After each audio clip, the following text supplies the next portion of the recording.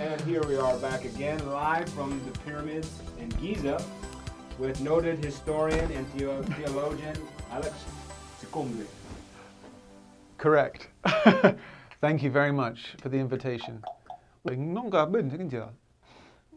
in Ethiopia? Yeah, I hate when that happens. Yeah, right. Yeah. Came back from impact on a spaceship. So anyways, we were just here, we actually found how to grow life, and grew this plant, orange tree. Alex is teaching us about how life is related to these celestial alignments, and that our ancestors actually have been building these structures here at very many sacred sites across the planet, and he's here to tell us today about some of his findings from his inspirations and time living in Hawaii and such. So thank you, Alex. Glad to have you aboard. Thank you, Matt. Welcome to the show. Yeah, I appreciate it. It's been a long time in the making, this.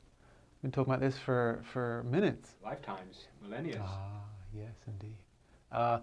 To summarize, before we even begin, they're all built a really long time ago. Bet you didn't know that.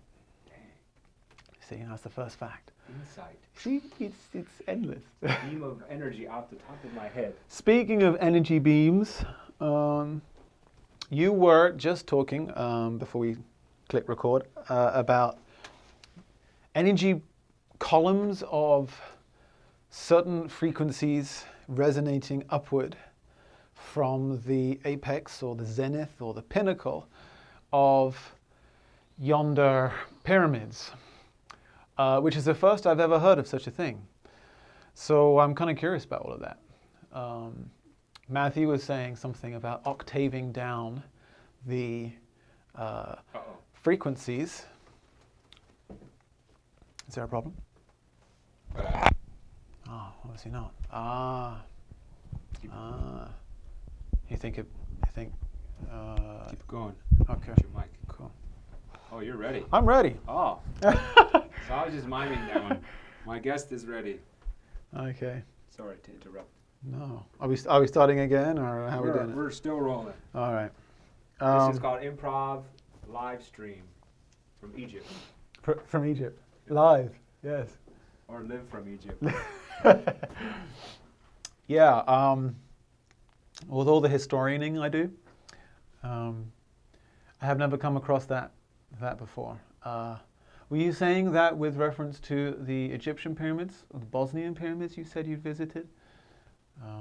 I've been studying them for years and I've never come across such a column of things. Specifically, really this reference was from the Bosnian pyramid archaeologist, Samir Osmanovic is his name. Okay. And he was kind of like our lead informant, I guess you would say, on this where this information was coming from. So really is just trusting in what he was telling us. And so I guess myself, I was under the assumption that all pyramids would potentially operate in such manner. Apparently, there's some speculation and controversy over information about the Egyptian pyramids, like their build date. So many of us have been taught in school that civilization began at 3000 BC in the Sumerian. Nice and clean. Yeah. And so that these are a result of that Egyptian innovation, and we hear all the stories, like we hear about how they built them. And I believe you were actually telling us about the other methods with this acoustical. The levitation method. Yeah. So going on that same line of thought, we'll say that what I've researched, that the Sphinx has actually shown evidence of water erosion on it, and according to historians, that water actually wasn't in that area where the Sphinx would be until, it was about as far back as 7000 BC. So that would already question this 3000 BC, well how these pyramids and Sphinx get there if they were built in 3000, but it's got water erosion. I'm assuming they're all built at the same time, though. It's possible. I don't know. There may have been modifications. I don't know if they're all constructed simultaneously. But also in Bosnia, it's considered a pyramid valley. There are 3 structures there that are buried beneath a hillside. So basically, as they're walking by, you would just look and see a hill, but it does have a pyramidal appearance. So this archaeologist, he was convinced that something was there, and he went digging, and he found stones and things. He called it a man-made concrete.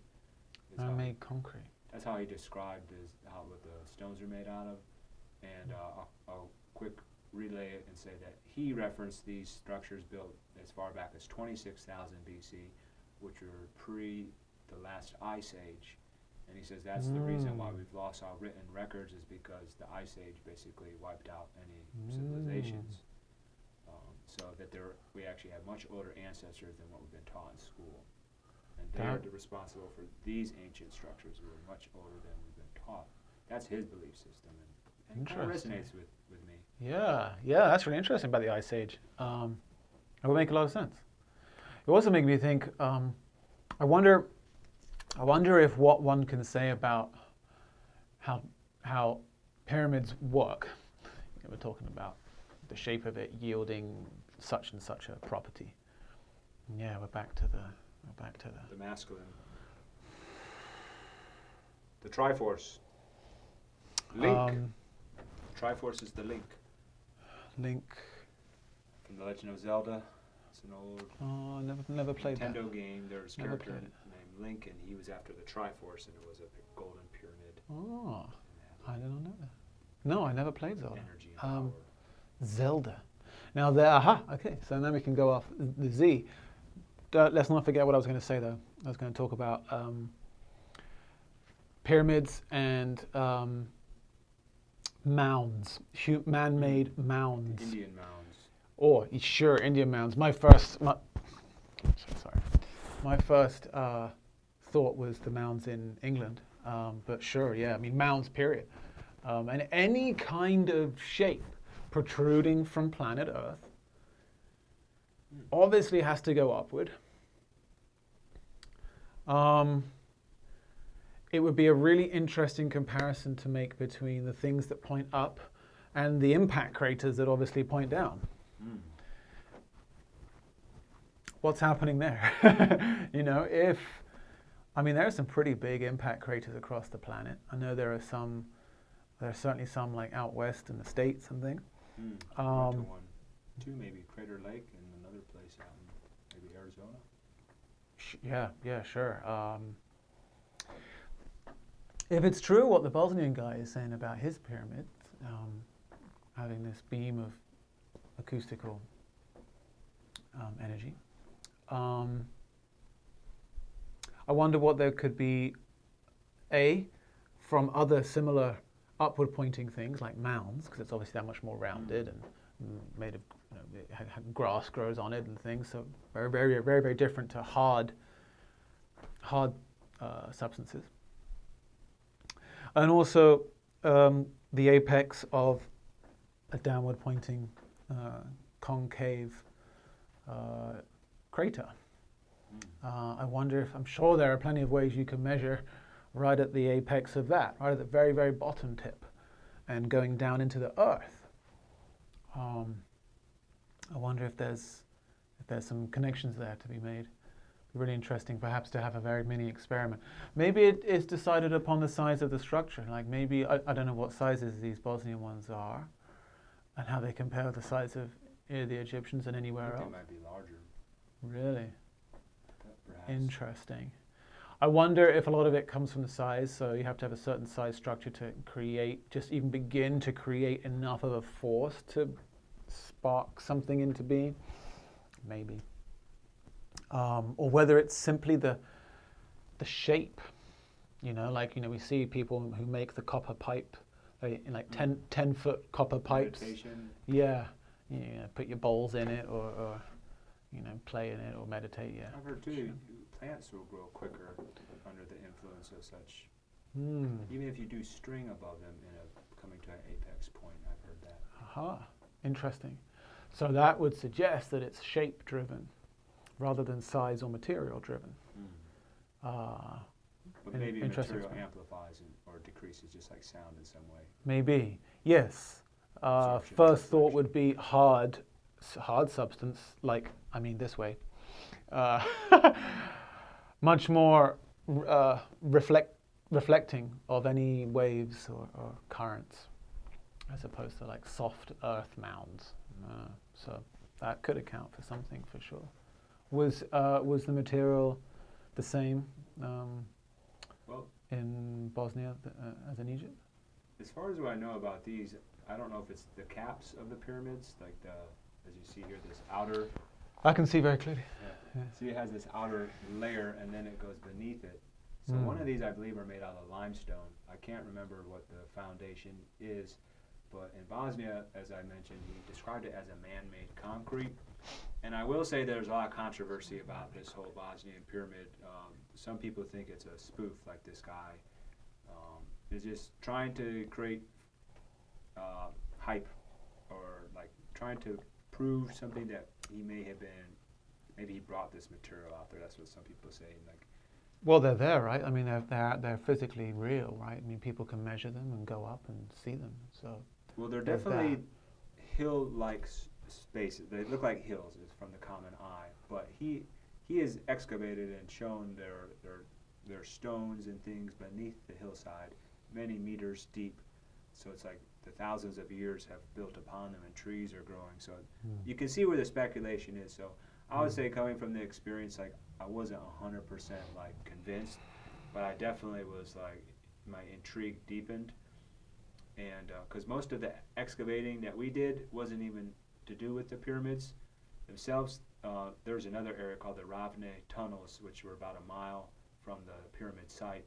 And there are all these tunnel systems, he claims, that are leading to the pyramids. And so his intuition says that there's something inside the pyramids that would be of significance. And I'll just say, while you were speaking about the mounds and these structures that come up, especially like if the earth creates them naturally, a lot of times what it does also then is it creates like an inner chamber, like a cave.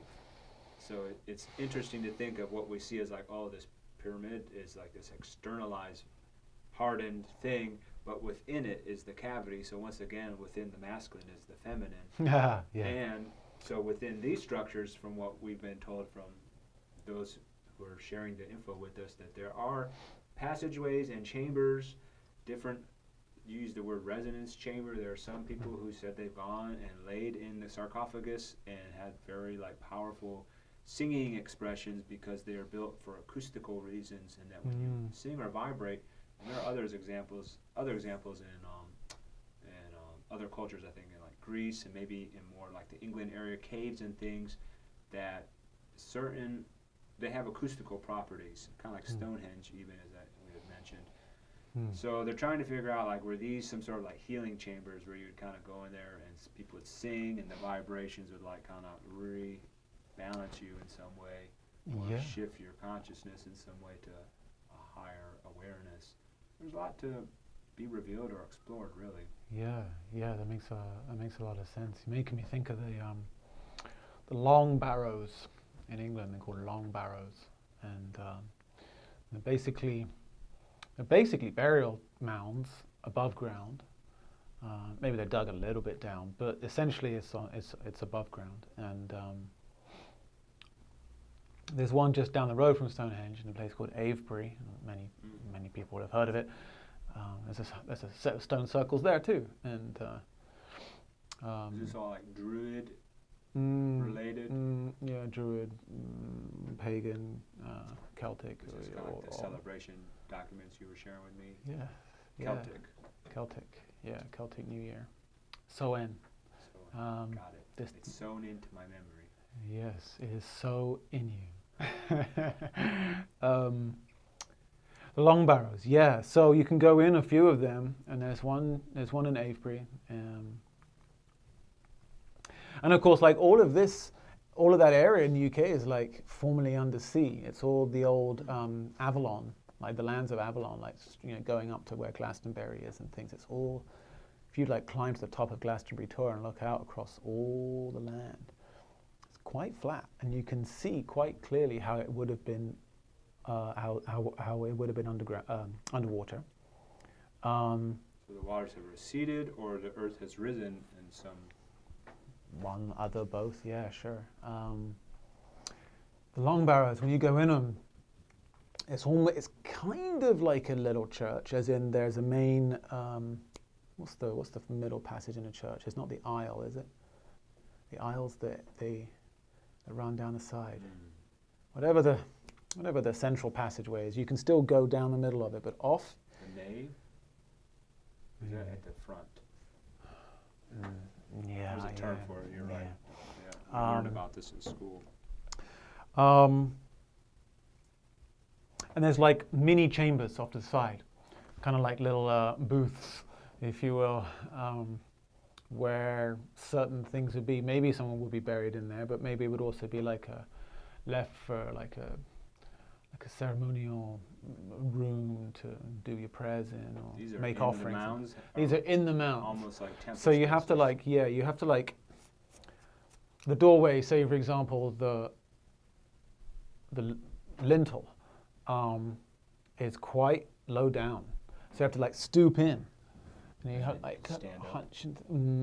Some of them you can, but a lot of them, because it's old and people were shorter then. So now we're all hormoned up. They have all these little chambers, like ante-rooms. And of course, the main person would be buried at the far end in the biggest room. But the resonance, the point I'm trying to get to is the resonance inside, is that when you speak, like, you can hear yourself from all angles. Because all these little pockets, the sound goes in, ding, ding, ding, ding, and comes back. And it's doing that all over. It's its own form of resonant chamber. Interesting. So much like the heart, because the heart doesn't beat like dunk, dunk, dunk, dunk, dunk, dunk, like even tempo. Dunk, dunk, dunk, dunk. More undulating. Yeah, it's got a wave to it. It's got a rhythm to it. Which is obviously creating an uneven tempo, rhythm. Let's go with rhythm.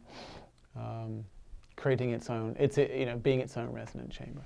So there are plenty of different ways to address this resonance thing in the world of resonance. I like that you brought it back to the heart. So, with that whole theme, though. Yeah. It was like the last topic of the Star of David, bringing it back to the heart, the anahata, and now it's like the heart as a resonant chamber. Yeah. The whole study, it's called like heart math. Have you ever heard of that? Heart Math Institute, yeah. Thomas is involved with it quite a bit. Yeah, I haven't really researched it, but I think Drunvalo Melchizedek, who also talks about Okay. the Flower of Life stuff. flower of life stuff and introduced me to the Merkaba, he talks a lot about the heart as, and even I guess Christ, if we're going to look at like more familiar fables of The esoteric Christianity. it's like it's a portal. Like it's just like it's a path. It's an entryway. It's a path. It's a way. It's a way back to maybe some original state, like we were saying, the child, the inner child, or the timeless space of the now, or universal unconditional love. All these statements you can find, and it's like there's something about the heart has become this icon. At least symbolically, but it's curious in maybe the underworkings, like what is it really doing energetically that makes it one of the most significant facets of our. And why do we say, hey man, like get back in your heart? And we have all these kind of like intuitive body gestures. We're like, and we go like, like we feel things like chakra-wise, like there's different areas in the body where you feel stuff. And so like the heart is also that area is also like an intuitive area where you feel things or you go to and you express yourself like, so touched, or thank you, Yeah. So it's like it's interesting. I'm going to say it's its own. It's almost like the chief entrainer. It's entraining the rest of the body all the time. Interesting. So if we're heart healthy, as they say, if we're heart healthy, then the rest of the body should be able to be entrained off that. Whatever the resonant frequencies of healthy would be, the other organs will get that. And of course, there's a lot of inputs going into a healthy heart. Well, that's interesting to think about, because if you were an individual who just experienced like a heartbreak, for instance, or you're holding on to things from the past, and so your heart is closed, heavy. In a sense, if the closed heart is still conducting the way, that would be interesting to see. So look at the rest of this person's life or energy. If your heart is closed, then it's almost like everything else is like not operating in its ideal fashion. Perhaps maybe your digestion's off, or maybe your blood flow and your nervous system and your emotions and all these things, and then it like changes how you eat and what you put in the body, and you stuff down emotions and you don't allow yourself to feel because of that central space has been like neglected or wounded, so we pad it. Hardened, Yeah. So it's interesting, all these little metaphorical statements about the heart and then health related to like what is the healthy heart. Well, here we are. Look, we're using green, which is traditionally like commonly associated with the heart, as is pink, I think, right? Yeah. And we're using it to resonate with something else that points very much to a universal heart, perhaps. Well, folks, that's the end of segment 2. We're running a little low on time, but we wanted to again thank you for joining us as we seem to be traveling through time and space through this journey back to the heart. Yes. Thank you, brother. Thank you, brother. See you in the next now. Absolutely. Signing off.